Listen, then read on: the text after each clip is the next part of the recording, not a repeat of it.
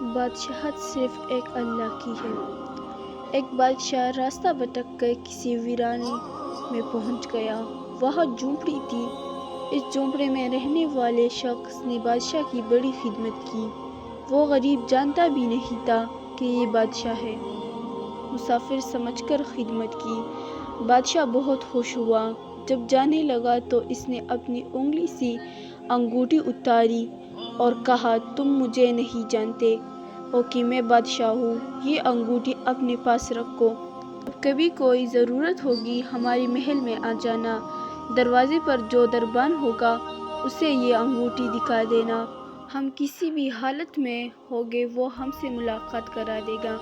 بادشاہ چلا گیا۔ کچھ دن کے بعد اس کو کوئی ضرورت پیش آئی تو وہ دیہاتی بڑے میاں محل کے دروازے پر پہنچے۔ کہا، بادشاہ سے ملنا ہے۔ دربان نے اوپر سے نیچے تک دیکھا کہ اس کی کیا اوقات ہے بادشاہ سے ملنے کی۔ کہنے لگا، نہیں مل سکتے، مفلس و خلاص آدمی ہے۔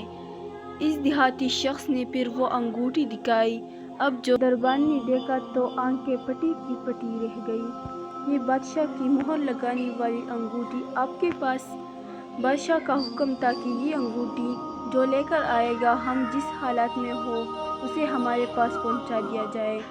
چنانچہ دربان اسے ساتھ لے کر بادشاہ کے خاص کمرے تک گیا۔ دروازہ کھلا ہوا تھا، اندر داخل ہوئے۔ اب یہ جو شخص وہاں چل کر آیا تھا اس کی نظر پڑی کہ بادشاہ نماز میں مشغول ہے۔ پھر اس نے دعا کے لیے اپنے ہاتھ اٹھائے۔ اس کی نظر پڑی تو وہ وہیں سے واپس ہو گیا اور محل کے باہر جانے لگا۔ دربان نے کہا، مل تو لو۔ کہا، اب نہیں ملنا، کام ہو گیا، اب واپس جانا ہے۔ تھوڑی دور چلا گیا۔ جب بادشاہ فارغ ہو گیا، دربان نے کہا، ایسا آدمی آیا تھا، یہاں تک آیا، پھر واپس جانے لگا۔ بادشاہ نے کہا، فوراً لے کر آؤ، وہ ہمارا محسن ہے۔ واپس لایا گیا۔ بادشاہ نے کہا، آئے ہو تو ملے ہوتے، ایسے کیسے چلے گئے؟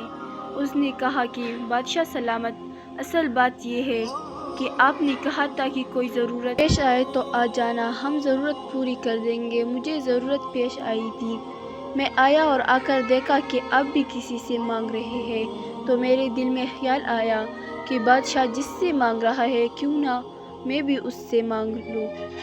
یہ ہے وہ چیز کہ ہمیں جب کبھی کوئی ضرورت ہو، بڑی ہو یا چھوٹی، اس کا سوال صرف اللہ پاک سے کیا جائے کہ وہی ایک در ہے جہاں مانگی ہوئی مراد ملتی ہے۔